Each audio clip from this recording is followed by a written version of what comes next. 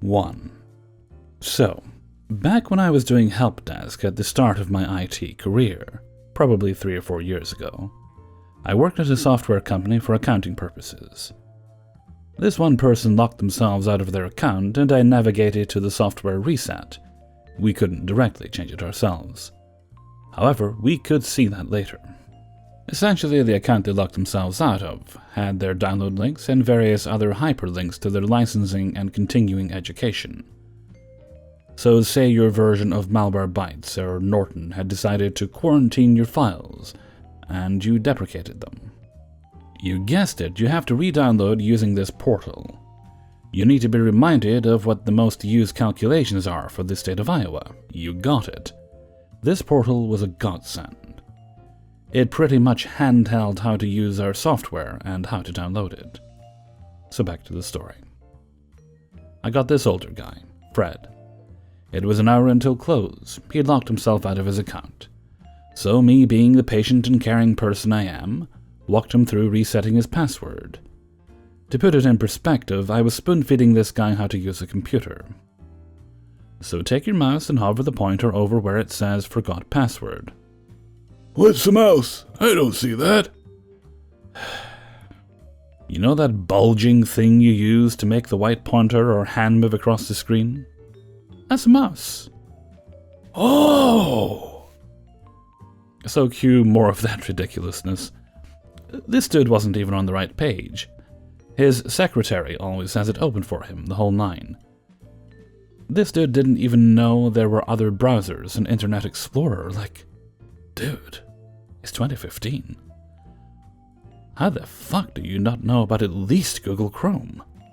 Finally, I get to the point. I try to have him log in, but he still can't remember. I get a lockout notification. So I navigate him to the Forgot Password option. This guy went away for 5 minutes to find a random sticky note for his username. Finally, he gets it, and he can't remember how to answer his security questions. I ask a slew of them, 6 random ones, 3 actual questions and 3 not real questions. He answered all the security questions right, so I told him I could do the prompts for him. So I tell him to go to his email and use a link to navigate to where he needed to go. Then he can set his password to what he thinks it is. By this point, it is 5 minutes to close. This dude has been on the phone with me for an hour. We weren't allowed to remote PCs, some federal government privacy rule. So he goes to his email. Okay, I'm here. Okay, do you see the email from support@mycompany.com? Yeah, okay. I'm gonna have you do it for me. I cannot do that. Yes, you can. Sir, I can't do that. So old man Karen Fred asks in a slew of cursing to speak to my manager. I ping to my manager what is going on and signal for him to jump on. He gives me a sigh and pings me back saying, okay, he thinks we can change it for him. Let him believe it. My manager says, hi, yes, I'm Zach, the manager here. We're changing your password for you. However, we'll have to encrypt your password so it gets to your side. Is that okay? This is absolutely ridiculous. You should have done that an hour ago. I facepalm at Fred. Okay, Fred. So you should see an email come through in just a moment. Joe Nye, the IT guy at mycompany.com. You can try copy-pasting it. What I sent him was a series of asterisks. So my manager goes through the process of him copy-pasting it. By this point, we're 25 minutes past closing. It's not working! Cue a barrage of more irritation. We know. Then why do that? Maybe next time you'll listen to what we're saying. We said you can try it, we never said it'll work. That being said, it's about 30 minutes past closing. I suggest you call back tomorrow or follow the link as we suggested. Bye now. 2.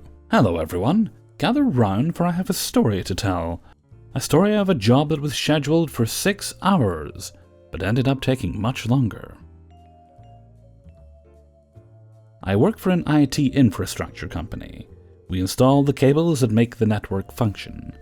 For those familiar with the 7 layers model, our work is affectionately labeled Layer 0. Well, one of the other services we offer is service calls.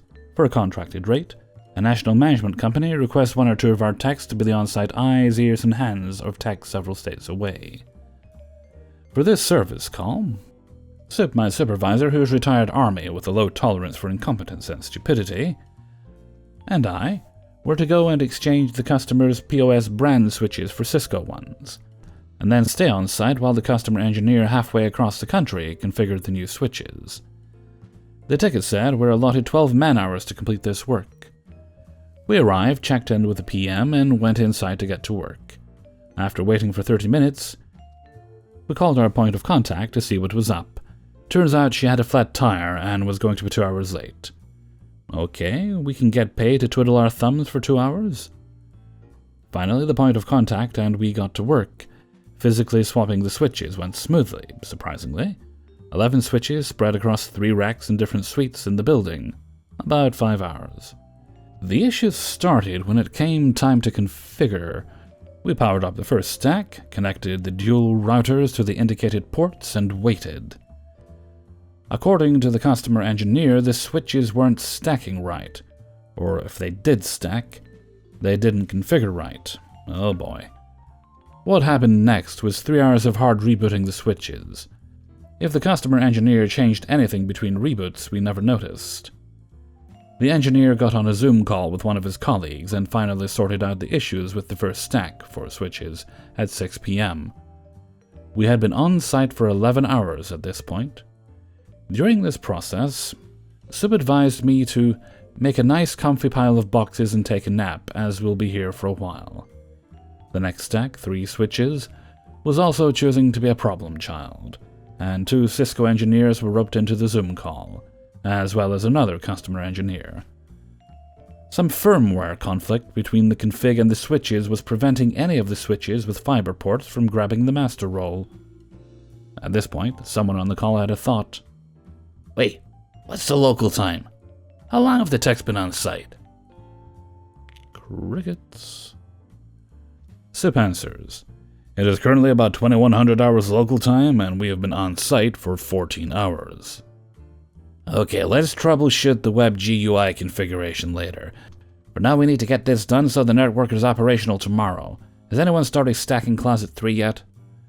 I can send my junior tech up to Closet 3 to work in that one while we manually configure these switches. Sound good? Everyone agreed to this course of action, and I went down 1 floor and awaited a call from the customer engineer to power on the stack. Cardinal rule of service calls you do not plug in or unplug anything, even power, without explicit instruction to do so. At around midnight, I get the call to power on the last stack. To everyone's amazement and relief, it stacks and configured correctly by itself, so I just needed to patch in all the existing ports myself. As I finish with that, I get a text from Soup. The 3 stack is working. He'll meet me in the main closet to collect our tools and leave. Yay! I close the closet and open the door to leave the suite. Beep, beep, beep, beep, beep, beep, beep, beep, beep. Yep, the alarm auto-armed at midnight, and both point of contact and building security have gone home for the night. Lacking a code and not wanting to smash the keypad, I leave it and meet up with Soup. He agrees that there's nothing we can do about the alarm, so we should just pack up and leave. We walk out of the building at 2:30 in the morning, looking forward to 4 hours of sleep before we have to come back and get some final paperwork. Just then, a black van with blue flashers pulls up to us. It's the police department. We received an automated call from this address. Is everything all right? Yeah, that was me. We got locked in and I tripped the alarm as I left. Okay, can I see your license so I can record that I made contact in my paperwork? I silently pull out my wallet and fish out my driver's license. 60 seconds of waiting for the PD to radio my driver's license number to dispatch. Here you go, sir. Thank you and have a good night. Fast forward to 7 a.m. We come back and once again, point of contact is late. Sip calls the project manager with an update. Yeah, we're back on site to get our completion signature and box up the old switches, but the point of contact is late again. What are you still doing there? We'll fax him for signatures, and the local IT had better be capable of putting 11 switches and 11 boxes and slapping a shipping label on them. Go home, get some sleep. and I want an email explaining your story of how a 12-man-hour job ended up costing us 39 man-hours. Bye. I don't know the full fallout of that day, but this exact operation was put on indefinite hold in all of the customers' locations, while a postmortem was done on our job. That hold is still in place at the time of writing, almost 3 weeks later. 3. So my first non-internship IT role was the sole actual IT person for a small community clinic. The layout was like this. Main building had a 10 to 5 megabits per second connection. Office building had a dedicated fiber run from it to the main clinic building. Small satellite clinic had a dedicated T1 to the main clinic. One domain controller for the entire system. 1. It was a pizza box system because VMware was new and expensive. Not really that expensive, but that's what they kept telling me. Server 2003 R2. 2008 was a new thing at the time. This was right about the time that Windows Server 2000 SP4 went EOL. The issue? Slow login times at the satellite clinic.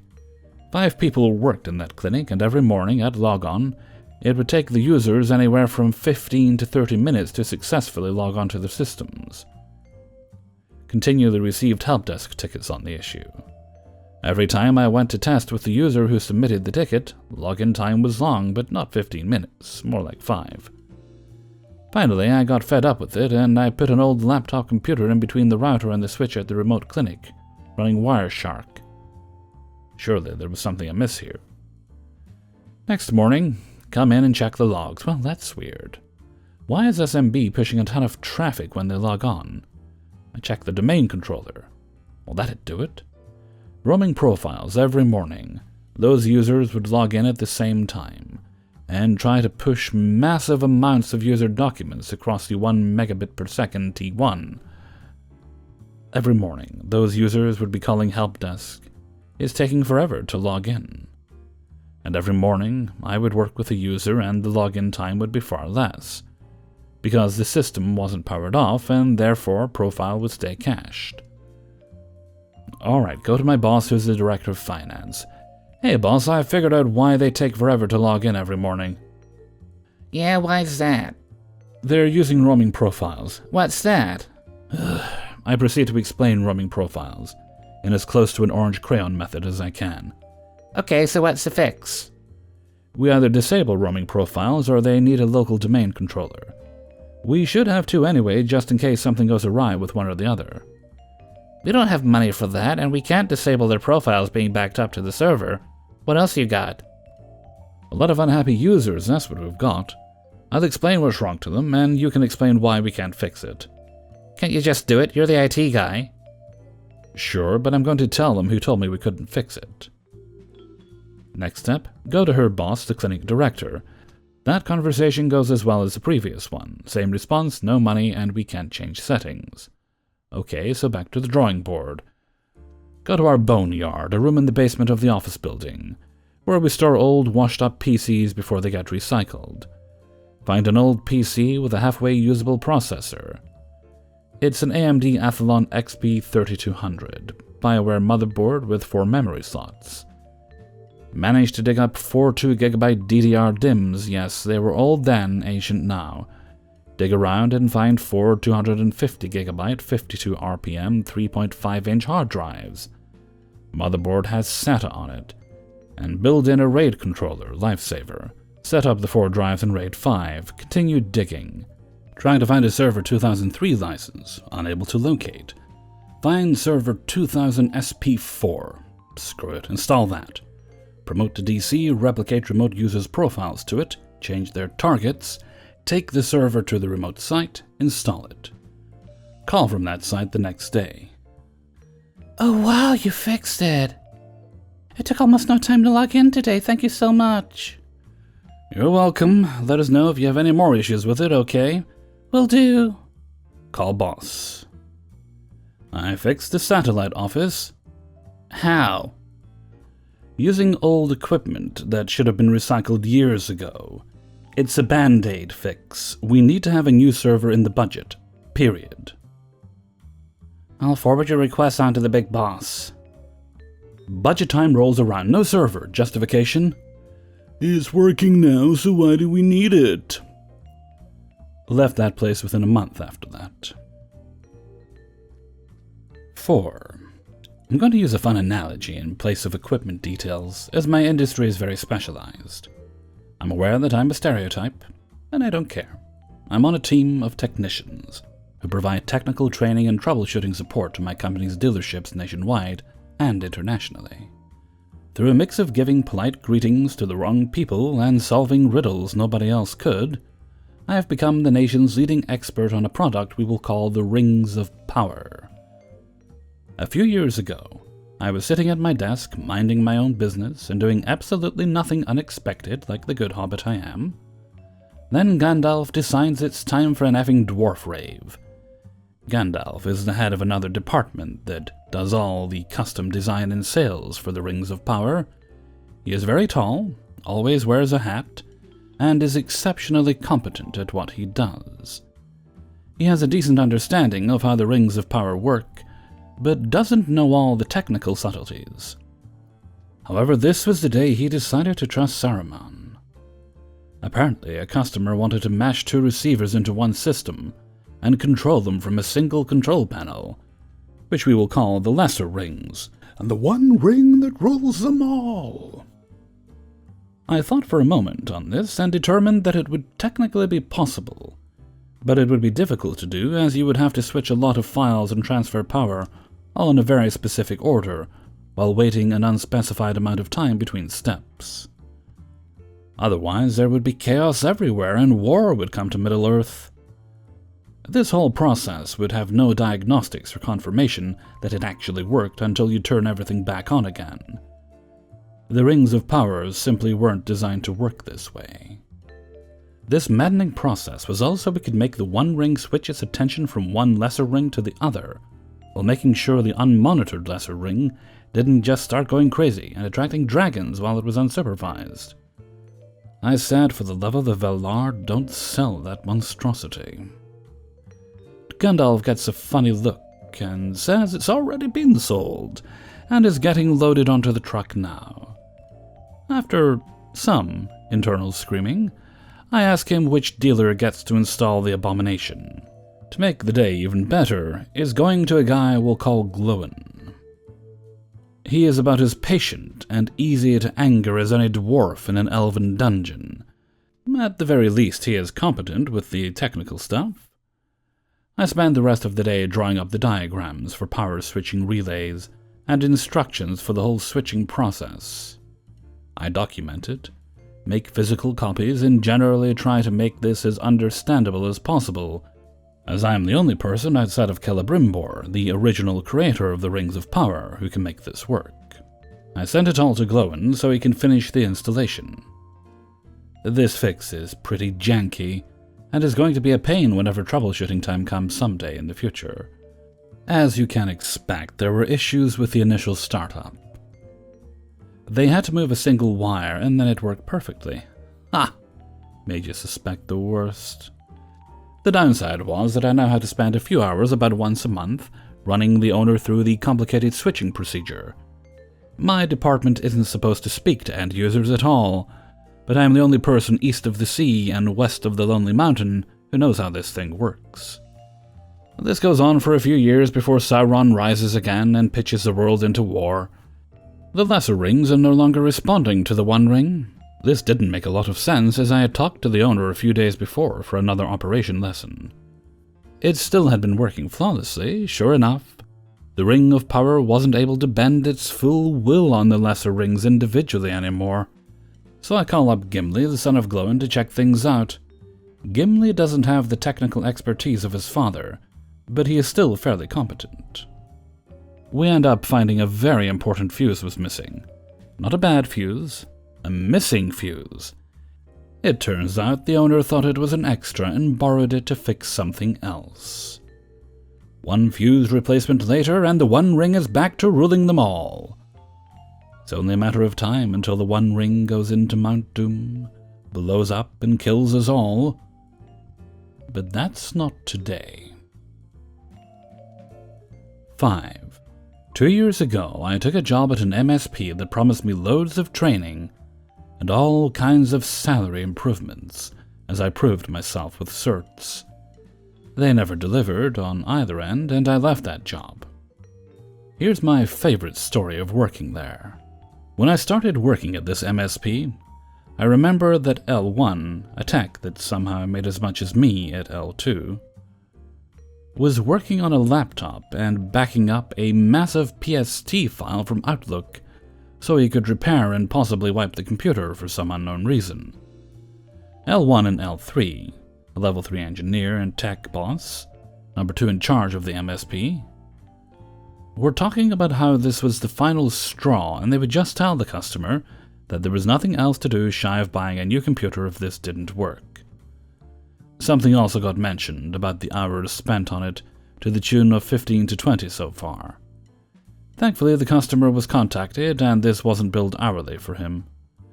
The customer was beyond notorious for not having any spare inventory, and only buying himself a decent spec computer. Everyone else was 4 GB of RAM and 256 HD in 2019. L1 finished whatever he was doing and returns the laptop.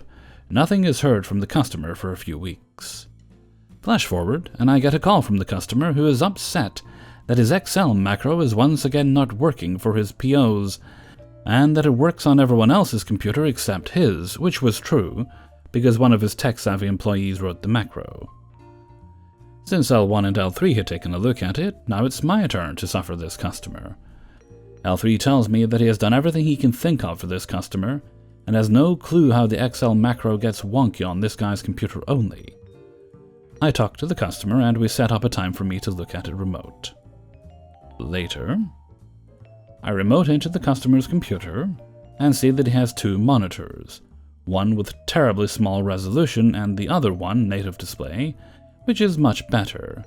I select the native display and he shows me the error. The macros will run, but they're behaving oddly. Buttons aren't where they should be, and dialog boxes display at the bottom of the screen instead of next to the buttons. See? It does this every time! Let's close it and reopen. Excel now opens the sheet on the native display instead of the external monitor, and things work normally. How's this? Oh yes, this is perfect, thanks! I hang up, thinking the customer must just be the type that attracts weird errors. 15 minutes later, hey, it's doing it again! I remote into the native display, customer drags it over and shows errors. Close and reopen. There you go. Thanks! Click. 5 minutes later. Hi, customer, is it doing it again? Yeah. I look over the errors and start giving Excel a once-over. See that Excel shows that it is in a mode for compatibility rather than display. Do you always look at this sheet on your external monitor? Yeah, why? Okay, let me try something. I switched Excel to display mode instead of compatibility mode to allow it to launch on the external display. Now it works. Never got a call for the issue again. Apparently there was a generic driver installed for this super old monitor that the customer picked up, and since we didn't purchase it or set that monitor up, no one knew it didn't have the right driver or the best driver. Since it was a generic Windows driver, it seems to have not allowed Excel to display the macros properly when in compatibility mode, which from what I can tell it launched in because he always used Excel in this monitor and never his native screen. L1 and L3 could never replicate the issue because they saw him do it, then had him email the file. When it worked fine on their machine, they thought it must be something else, so they had him bring the machine in, only to be not able to replicate in the office. They got so far off the trail that they thought something with the way Outlook handled the attachment when the employee emailed it had caused the issue. Even though the same file was emailed to them by the customer, each of them spent close to 10 hours working on this man's computer, when a quick remote session would have sufficed.